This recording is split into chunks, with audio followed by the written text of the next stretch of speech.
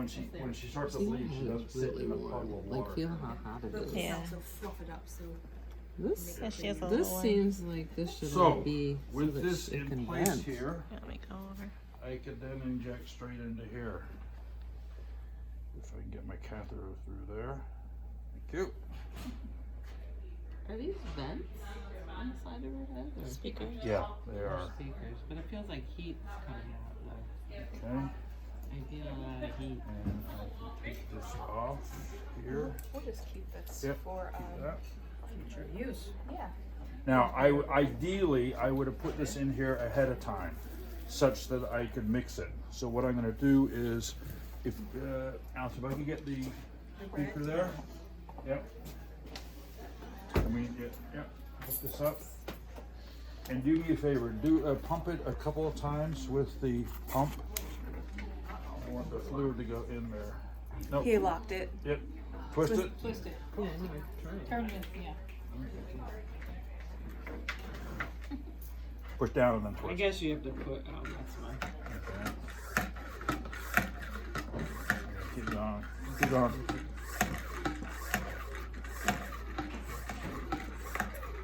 All right, that's good. Now you can release the pressure. All right. So I would probably put the food coloring in first. So now it should mix fairly well. Will there always be water in here anyway then? Yeah. Okay. Okay. All right, so how do we assemble all of this? Well, you need to put this in here and this. So what I typically will do is, well, first of all, let's talk about connections. Each one of these, this and this, has two connections. Each one has one connection down here and one connection up here, being up top here. The red one for the blood, for the tank, the blue one for here. Okay. Down here, the red one for the tank, and this green one for this green one, okay? This is a little bit of a tight area to work with.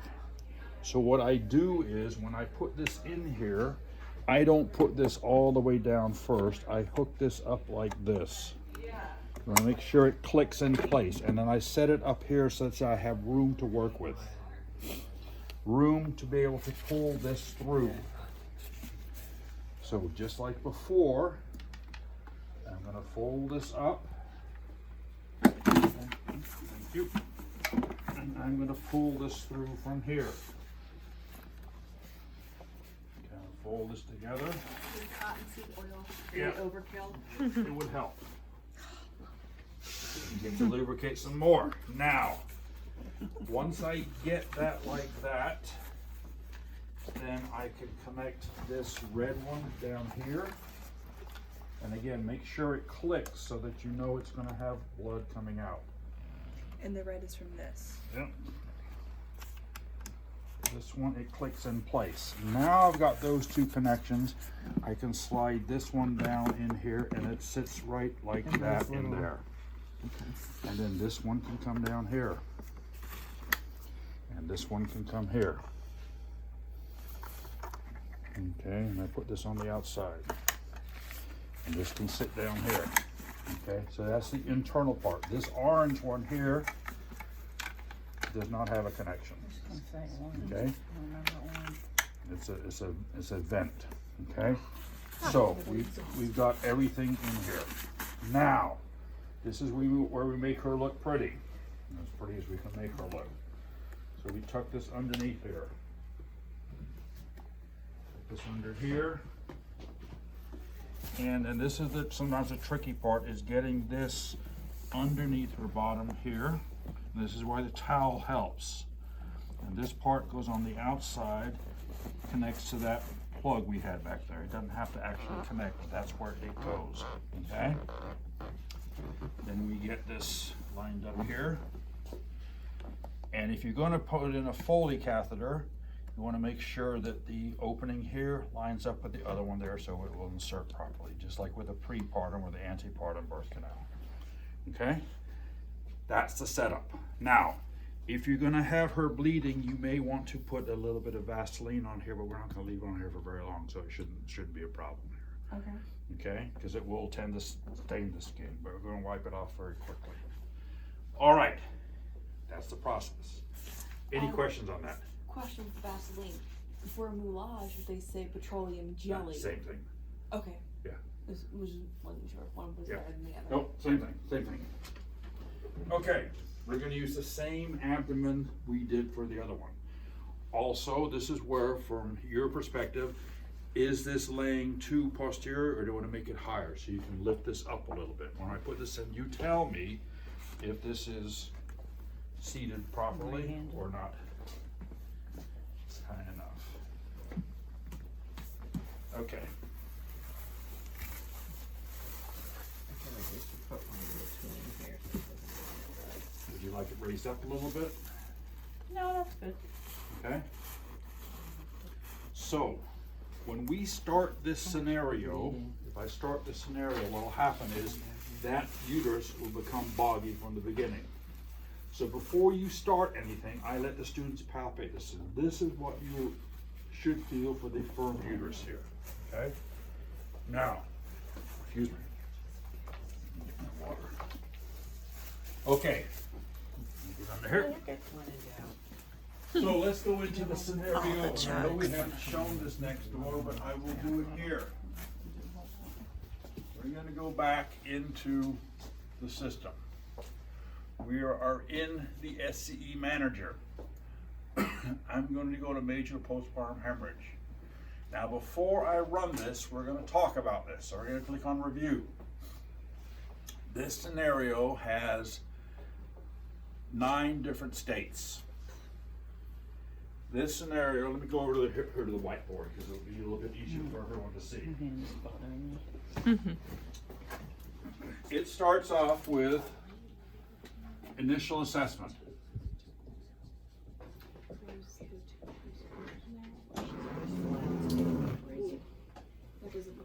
Okay?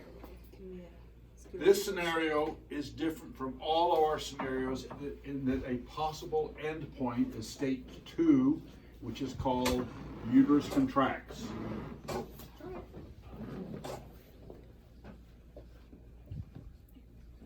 State 3 is called boggy uterus.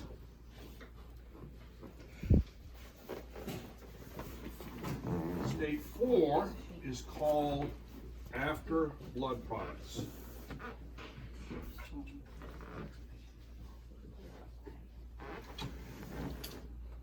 State 5 is treatment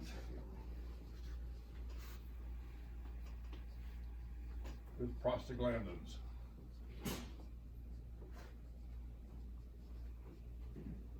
Some places say they'd like to treat her with Pitocin, oxytocin instead. You could do either one.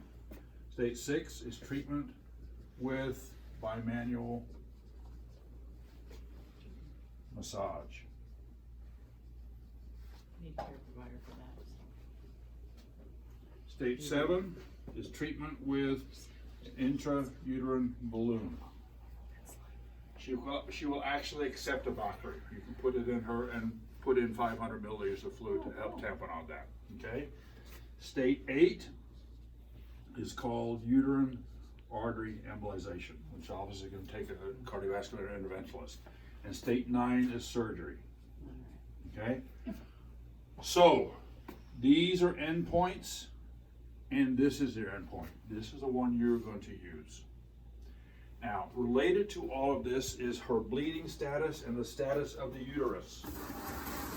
In the patient baseline, which is like state 0, bless you, patient baseline. I don't know if you want. Do you want this table moved? As far as I'm not going to push the door on anyone, am I? No. As far as the uterus, it can be in 3 different settings as far as massage is concerned. One is where massages are effective in causing it to contract. After 5 logged massages, it will contract and stay Oh, contracted. that's cool. The next one is boggy. 5 massages will have it contract, and then it becomes boggy again. Contract and become boggy again. And the third choice is ineffective, which means that you can massage and it won't contract at all. Also in the system is the status of the vaginal bleeding. Here you have 5 choices: none, mild, moderate, severe, and profuse. Okay? So, over here, if we talk about the uterus, in the patient baseline, it is ineffective. In initial assessment, it's too boggy. In uterus contracts, it is too effective. Okay? All the other ones don't make any change to the uterus with the exception of this one. This one is also boggy in the boggy uterus. Okay? As far as bleeding is concerned, vaginal bleeding. In the patient baseline, she is not actively bleeding. In initial assessment, she is not actively bleeding. In uterus contracts, we turn the bleeding off. In boggy uterus, we set it to moderate. And down here, with the blood products, nothing happens. But either one of these 3 states, it changes it from moderate to mild. So it slows down the bleeding. Okay? So when you start this scenario, when we have this loaded up, when we're in the patient baseline, we're ineffective for the massages, which means they can massage, each student in the room can massage, and each student will feel the boggy uterus. It takes about 90 seconds for the uterus to become boggy. So when you start the scenario, you can look at the SCE clock and wait about 1.5 minutes before that uterus to become boggy. But before you even start anything, this is where you would let all the students feel. This is a contracted uterus. This is our target endpoint. You then start the SCE, which goes into patient baseline. This is where we're going to get taken advantage of the patient baseline, being that the massages are ineffective. You don't want to go into initial assessment early on because it sets it to boggy, which means if Sue were to massage it 5 times, and then Clayton went in there, it's already starting to go down because of Sue's massage or whomever was ahead of them. So the end person over there wouldn't be able to feel the same thing as the first person. So keep it in patient baseline. Let everyone go around and feel what the difference is from what they originally palpated to what it feels like now. When you start the scenario, when you're ready to begin, we used to have it bleeding from the beginning, but she became so unstable so quickly she was dying before people had really time to intervene. So as far as the blood loss over here is, it's 0 in the baseline. In the initial assessment, she loses 800 milliliters. Oh my. Okay? Okay. That's a And lot. then down here, when No we wonder turn she on was the cold. bleeding, she begins to bleed. She loses 1.5 liters very quickly, 2 liters. Now, some places I go, people say, I don't want her to be that hypotensive to begin with, because she starts off with a blood pressure of about 94/65, something like that.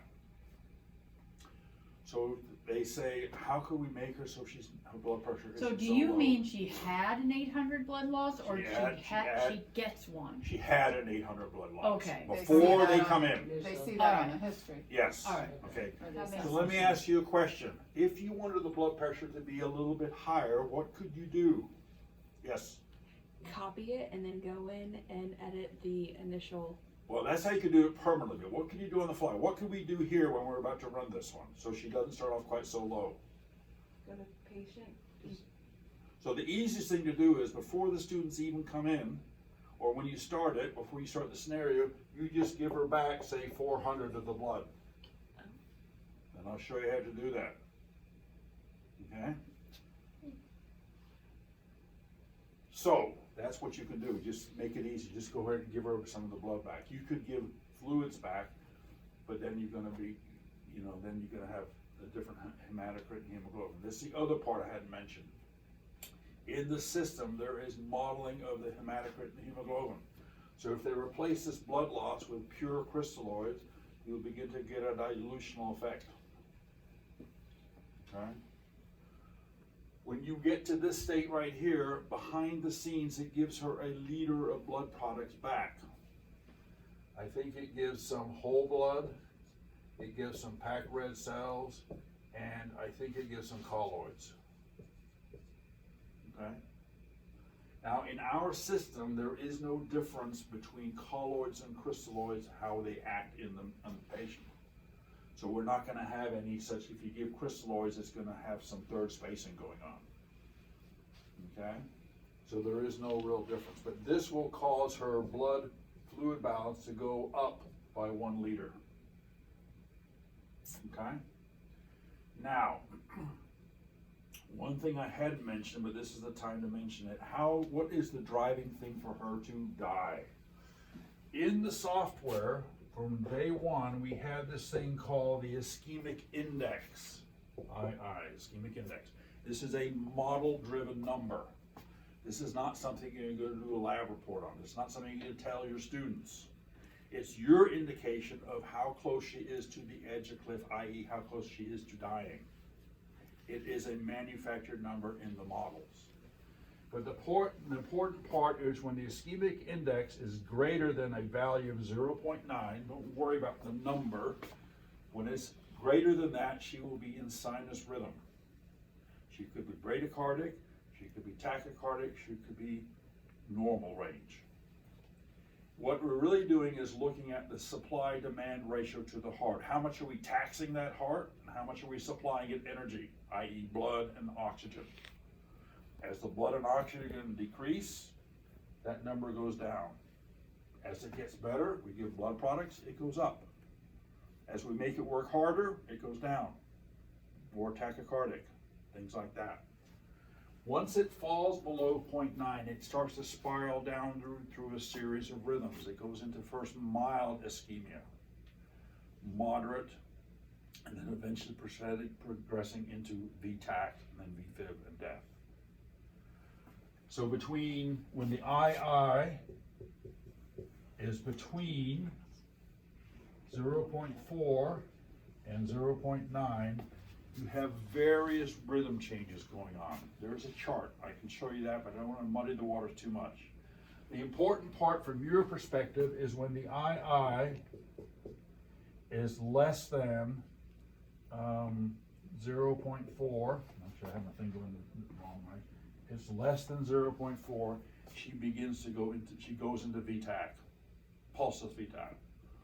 And then a minute later, she goes into VFib, and a minute later, she's in asystole. So you would look at this number here, and instead of saying, hey, your II is this, you'd say, hey, your patient's not looking really good. You guys need to do something. Something being improve her by giving her fluids, stopping the bleeding, things like that, okay? This is part of the modeled response in here. If you didn't want any of this, you could set the rhythm to a sinus rhythm that would stay there through eternity. You could stop her from breathing, and you could come back 6 months later. She'd still be happy as a clam. Okay? This is part of the modeling here. And so this is one of those widgets you can add in there. You're going to do that in there.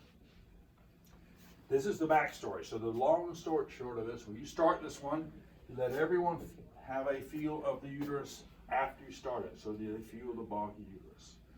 Then you come into this state here. By default, she's lost 800. If you want it to be a little less than that, you can give her back 400, which takes her blood pressure, instead of this, it takes it up to about 105 or so systolic. Okay? When you're ready for her to proceed, you're going to skip over this state and you're going to go to this state, which now turns on the bleeding, which is what everyone wants to see. They want to see the show. So she starts bleeding out of the vagina there at a moderate rate. If you do a massage, there'll be a little additional gush of blood. Every time you do a massage, you'll have a little gush of blood. Remember, even though she's bleeding quite a lot, it's really kind of early on in the month. You could really crank it up by going to some of the other settings, which will make her go over to the edge of the cliff even faster. When they begin their treatment options, you can select, well, for this, Jill, you mentioned they're not gonna do this. Would they put in an IUB? Would you maybe do this for them? Well, typically what we do is just uterotonics, Okay. you know, and give. Some they Pitocin start- or prostaglandins yeah, or stuff like up that. the pit, and that doesn't work, Uh-huh. massage, somebody's calling, and Methogen or Cytotec or. Yeah, so something. you have, so Hemorrhage. basically that would all come under an umbrella of number 5, okay? You could, if you wanted to, you could copy this and rename this with other options, prostaglandins or this or that. Now, in the past, and so that's just the OB part, Mhm. and I know in the past, the same level student later on, oh, that same patient who had whatever, now she does all that stuff you were talking about. We don't fix it, and she, Yeah, so you can do that on Spirals. her. From the side of the students, whatever choose you point, John, to go with, it's gonna, all of these have the same effect. It slows the bleeding down. It doesn't stop it, the way it's written, it slows it down. When you want it to stop it, you come up here to state 2, and that stops the bleeding. They still have to massage it to get that uterus to contract, but once it gets contracted, it stays contracted. Okay? All right. Cool. Make sense? Yeah. Okay, so now what I want you to do is, okay, we're gonna run the scenario. So Jill, since you're there, on the lower left-hand panel where it says run SCE, click on that, okay? We've done all of this, so hit continue. whoops, Okay, now she comes to life. Now, if you look in the upper right-hand corner, it'll say patient baseline up there, correct? Yeah, here. Okay, in the middle, I meant to say. In the middle, it says patient baseline. Now, you see on the list of all the different parameters, you see the kind of aqua color, you see fluid balance, right? It's at 0, I was looking over here. okay? Yeah. Okay, now I want you to add this ischemic index in. So click on that tile that allows you to configure it, the one that's just next to the alarm clock. Where's the alarm clock? Well, I meant Oh, the alarm. silence. Okay, drag over that triple X and put it down in there somewhere, and scroll down to where you find ischemic index, right? That right there, and click it. Click done. Save. Click save, and click accept. Okay. Now, don't worry about what this number is. All you think about is it's greater than 0.9, which means she is in sinus rhythm. Okay. Currently, her blood pressure is 105/62. Now, in the meantime, what you're looking at is this has been running for how long? What's the time there? 111. 111. So that has given this probably time to become boggy. If this is working correctly. Just give it a second. Let's see what's happened to it. It should, oh, we hadn't gone, oh, did I connect it? Huh. Yeah, it's not, hasn't gone up at all. No, I wonder if it's the same thing that was going on before.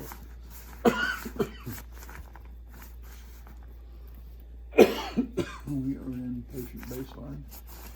It should be getting loggy. I wonder if it's the same thing with the back end of it. Maybe. Wait a minute, I thought it didn't get buggy until the initial assessment. No, it should not boggy, it should be inflated. Under patient baseline, it should be filled up, but it's not. Before you So turn it it should, on. it Yeah. should be for. Yeah. So it's not really doing that. I tell you what, let's break for lunch now, because I need to look.